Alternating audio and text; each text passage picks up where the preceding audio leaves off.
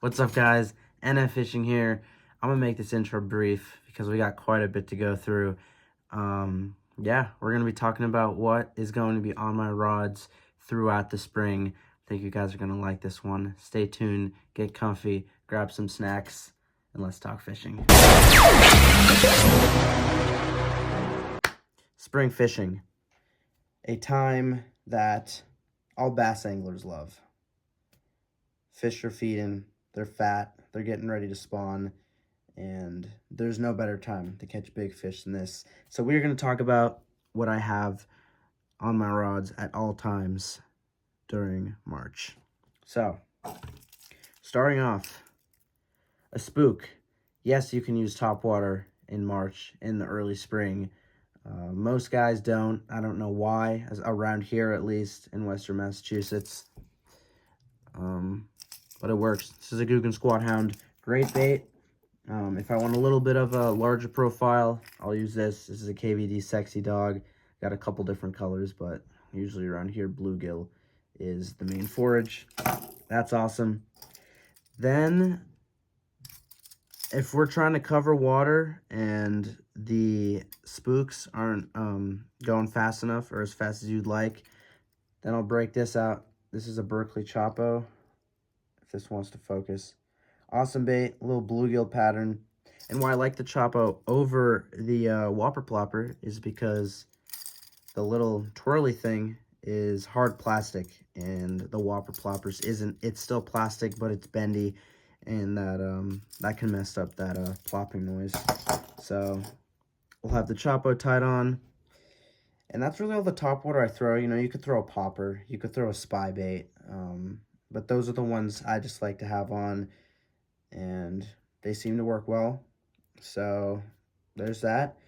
Now we're going to go towards, you know, the middle to like the shallower shallower water column. We're going to start out with crankbaits, SQUAREBILLs. Now, over the years in Massachusetts, Western Massachusetts, I have found that there are two colors that seem to work the absolute greatest, and that is going to be a Rayburn Red SQUAREBILL, striking 1.5. I love this thing. It works great. The reason this doesn't have scratches all over it is because it's brand new. My other one, unfortunately, the bill broke. And then Chili Craw. Now, they both work just as well, but I've come to find that the Chili Craw works quite better. Don't know why, but it's whatever. And then, if you really want to size down, you can always throw a little Googan Squad Banger. Now, I haven't caught any fish on this, but I plan to use this, especially when the bite gets tough or tougher. And, yeah. So we got SQUAREBILLs. Next, probably still my favorite way to catch fish, and that is going to be a chatterbait. Now, hopefully you guys have noticed kind of a color scheme here. Red. Red is always a color you should have for your baits in the spring. Crawfish, that's the color they are. You should always have red. Always have red tied on, or bluegill. We're gonna jump into that in a little bit. But red chatterbait. This is a chatterbait Elite Evo. Awesome bait. You could throw a jackhammer. It doesn't matter. I mean, the jackhammer is a jackhammer for a reason. It has action like no other chatterbait. But the Evo is perfect. I won 2 tournaments last season at the beginning of the year on this bait. I don't know why I won't focus, but it's great. And what's cool about the chatterbait, the Elite Evo, is that the blade is orange. Now, on jackhammers, it's not. And I threw a jackhammer that was red, and I was getting more bites on this, and I think it was because of the blade. So in the spring, I will choose an Elite Evo over a jackhammer. Now, there are 2 sizes you're going to want. You're going to want this, which is 3/8, maybe if you're fishing in that 5 to 8 range, that's where I like the 3/8. And then if you are fishing in the 10 to maybe 12 foot range or 8 to 12 foot range, then I will throw a 1/2 ounce. Same color, just fire craw. It's great. Now, if you don't want to spend $10 on a chatterbait, you can always go with the original. You know, it's the same thing. This is the 1/2 ounce version. Chatterbaits are chatterbaits. They all work. There's no need to spend an excessive amount of money on them if they all do the same thing. Now we're going to talk about trailers for the chatterbaits that you will be throwing. And over the years, I've come to find that there are 2 trailers that you are going to definitely want. All right, so 2 trailers that you are going to need, and I'm going to tell you where and when to throw these. Starting out with the one that you see on this Elite Evo. This is called the Guggenbait's Happy Trailer in the Flamin' Hot color. Right there, this is, I don't know how long it is. Looks like 4.5 inch. This thing's great. I used to use the Strike King blade minnow, and then I found these, and the fish just love them. It's awesome. It's ribbed, but what's cool about this is that I'd say midway through where the fork tail is, it gets really, really floppy, and that gives it a lot of erratic action, especially for those aggressive fish feeding up on stuff.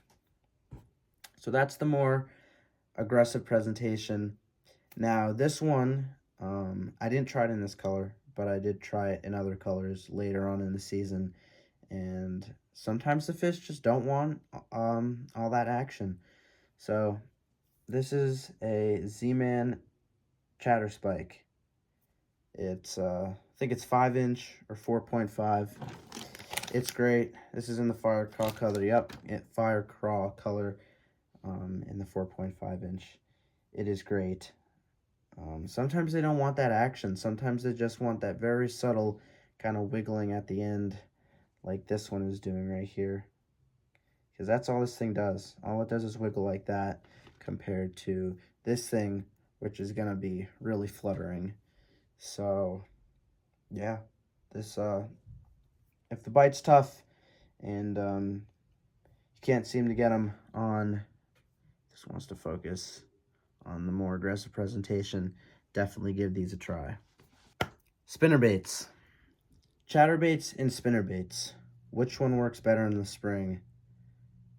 I personally like chatterbaits, and I throw chatterbaits a lot more than spinnerbaits, but some guys prefer the complete opposite. Now, they're both great baits. They both do the same thing. They move through the water column. They make a lot of noise. They're flashy, and they're meant to get that attention by those big fish. This one I was throwing last year, and it did perfect. The one I had broke, but this is a Guggen Squad Zinger. It's a great spinnerbait. This is, I believe, 3/8 ounce. 3/8 ounce is the highest you're gonna want to go. My personal preference is 3/8 for a spinnerbait. Makes so you can fish it shallow. It sinks fast enough to where you can fish it in that 10 to 12 foot range if you need it to. It's great. You're gonna want it in that fire craw color, just like all the other baits except the top waters, and it's great. Now, if the water's a little dirtier, yes, the fire craw does work in dirtier water, but what I've come to find works best in dirty water is going to be a chartreuse and white spinnerbait. I don't know what company makes this, but I think it's called Tackle H2 or something like that. But I picked these up at a fishing expo, and they just look great.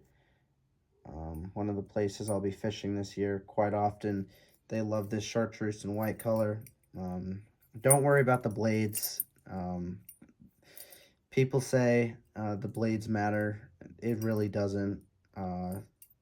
I've thrown one of these where the blades are all silver. The fish didn't care.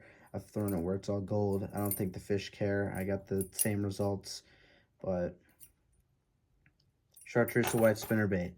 Now, for trailers for a spinnerbait, I'm going to do a video on this later in the season, or maybe even in a couple days, because this is something that isn't brought up enough. When to put a trailer on a spinnerbait and when not to. I'll break into it really quick right now. When the water is clear, which most of the time in the spring it's not, because all that ice is melting and all the stuff in that ice is now in the water. I think that's how it works, but yeah. When to put a trailer on a spinnerbait. If the water is clear, if you can see to the bottom in like 5 to 8 feet of water, don't put a trailer on it. Those fish are going to be finicky. They're going to be able to see your baits from a mile away, and they're going to be a little skittish. Put a trailer hook on it, a 1/0 or 2/0 trailer hook, and your hookup ratio, I promise you, will go through the roof. When the water is poop color, that is when you put on a trailer, and I'm going to tell you why. Especially a paddle tail. That extra thump is going to make it easier for those fish to find in the water, because you know the visibility is bad for us, the fishermen, and of course the fish. It's going to be harder for them to see those presentations. At least, you know, they have their lateral line that'll help them find it, but that's when you're going to put it on, or put on a trailer on a spinnerbait. Jerkbaits. If you do not have a jerkbait on one of your rods when you are out fishing, you need to do your research on bass fishing, especially in the spring. Jerkbait fishing in the spring is a proven tactic that catches fish.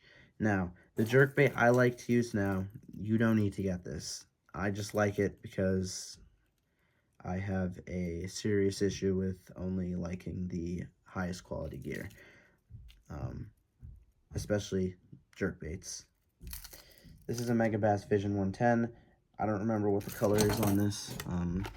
What is this called? Somewhere on this.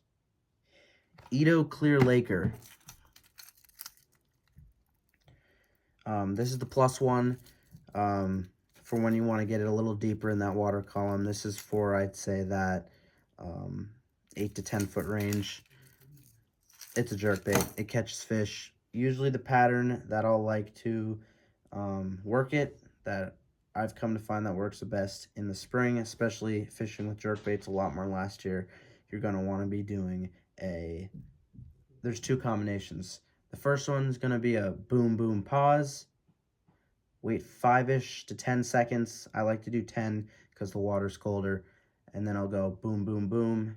Wait 5 seconds. And then boom, boom again. And then the 10-second pause. I don't know why they like it, but I played around with jerking patterns a lot last season, and that one seemed to work the best. +1, and then just the regular one. This is the Ghost Gill color, gray color. This is my favorite color for the Vision 110, because bluegill are the main forage here in Massachusetts. And yeah, awesome bait. I also started using this color last season. I think this is called the Northern Special. I believe that's what this one is called. I like this purple, and I like this belly. I think it imitates a bluegill pretty well, and I think that yellow belly also can imitate a perch too.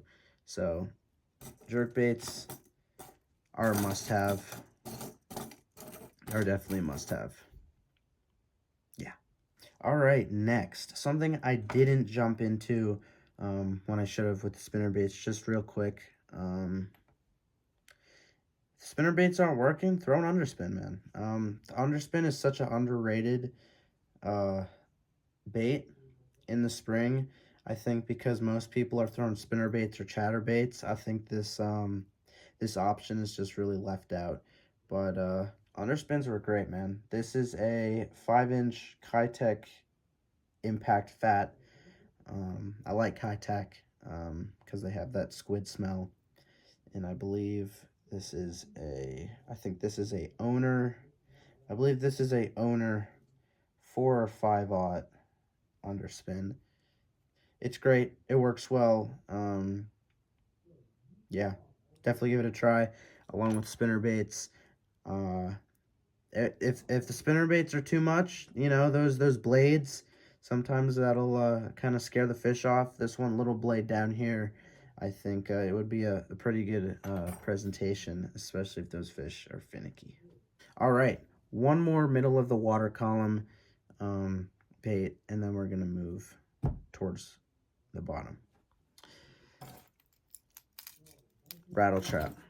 Now, this has been a technique that I have kind of been gatekeeping for since I started bass fishing or fishing in general. I don't know why it works so well here in Western Massachusetts, but it does. It absolutely destroys them. So I'm gonna show you 2, 3 colors that I really like and the bait that catches them. So starting off, and you guys are gonna see that it works well. If you look at it, all these scratches down here, look at all those. This bait has caught over 100 fish in a season, just this one lure. Single bead. This is a Booyah one knocker, and this is the Rayburn red color. Remember that name, Rayburn red. I don't know why it works so well. It just catches them though. So yeah, Rayburn red, the one knocker. I think why they like the one knocker better is it sounds like a bigger profile and not really like a bait fish. Because a bait fish, you know, you're going to want something, it's the wrong one, something like that, you know, kind of loud. And I think the color along with the rattle really gives it crawfish vibes. So yeah, Rayburn Red one knocker by Booyah. You can get them on Amazon for I think $10 a pop. A little pricey, but if you give it a try, it's worth it. I'm gonna do a video specifically on that once the ice melts, and I'm gonna show you why I love it so much and how I like to work it. All right. For a crawfish presentation, you don't need to have a single knocker in there. I just like it more, and I'm used to it. You can always go with the red-eye shad. You know, the red-eye shad is one of those baits that it just catches them, you know. I always keep a red-eye shad in my boat with me, even if it's not the crawfish color, because I'm not an idiot. It catches fish. In the spring, I like I just showed you this color. This is the chili craw color, and I believe this is I think this is called Delta Craw or something like this. This is the kind of darker version, and this is kind of the more subtle version. This is kind of the more version that stands out. So red eye shad, ½ ounce. Always go ½ ounce, because usually you're going to be working those rattle traps in kind of the lower middle section of the water column, especially if you're in deeper water. All right, moving on from the red color. You don't have to use red on a rattle trap. This color right here in Western Massachusetts, I just started throwing last spring. Man, does this thing catch fish. Now, what's cool about Booyah is that they don't just make one rattle trap variant. This color, I believe, is called Royal Purple or just Royalty or something like that. But you hear that? A lot louder. This has several tungsten beads in it, and they make a single big tungsten bead in it. Same color, same thing, but different I guess noise. The weight's the same. It doesn't matter the weight. Always go 1/2 ounce. Yeah, always go 1/2 ounce. You can go 3/8, but it just doesn't sink fast enough, at least for me. So always go 1/2 ounce. And yeah, if I had to pick one bait to get or one rattle trap, I would definitely pick a 1-knocker or a loud knocker. The one with several beads in it is called the loud knocker, and then the other one's called the hard knocker. But I definitely go with Booyah for lipless cranks. We're getting towards the end. Now, this bait, it's a big fish bait. We're going to be talking about the jig. Now, the jig is one of those baits where you're not going to get a lot of bites on it, but when you do, it is going to be big.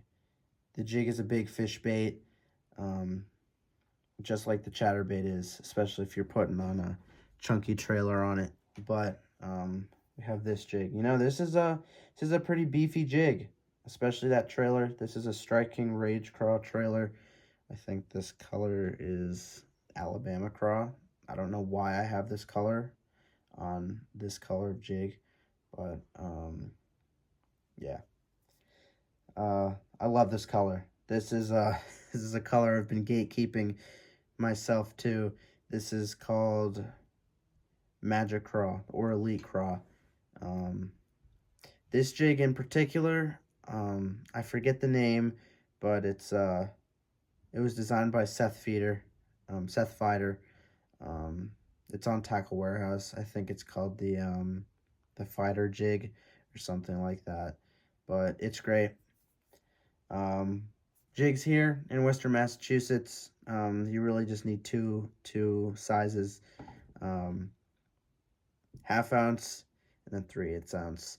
1/2 ounce is when you got to get down there in that 10 to 15 foot range.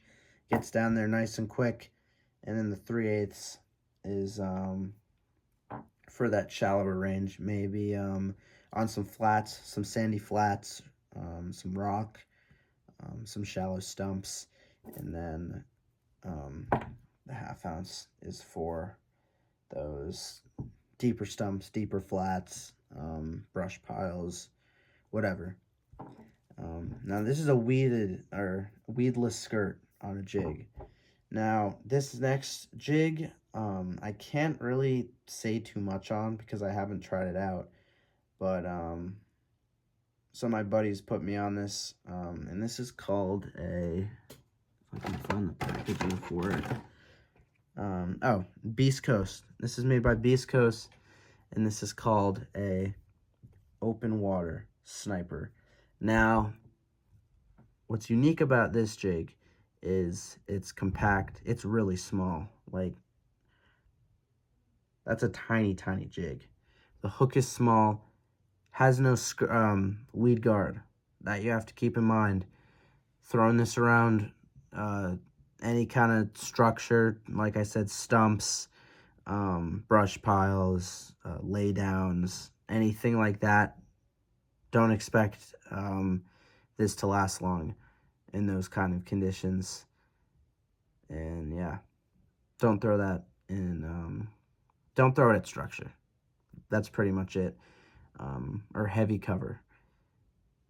Rock, flats, like rocky flats. It's heavy. It's tungsten. I think this is the 1/2 ounce size. It gets down there pretty quick. Yeah, 1/2 ounce size. The fish love it, and I think why they love it is it's small, it's compact. You can put a small trailer on it, and the skirt too. The skirt really kind of fans out when it's on the bottom. As you can see, this skirt is it's really gonna float. So yeah, give it a try. I think they're like $5, $6 a piece. Solid jig. Alright guys, that is going to do it for this video. Hope you guys enjoyed this. Hopefully you learned a thing or two. I'm really looking forward on showing you guys how to use these baits this spring. This shop video isn't just what to get. I'm going to show you guys how to use them, where to use them, and when to use them. And I think it's going to be a lot of fun. We still got ice here, unfortunately, so no fishing videos probably for the next couple weeks, but it's almost here. Season's almost here. I'm excited. Hopefully it's going to be a fun year. Hopefully many big fish caught. Hopefully a couple tournament wins. And hopefully maybe even Angler of the Year.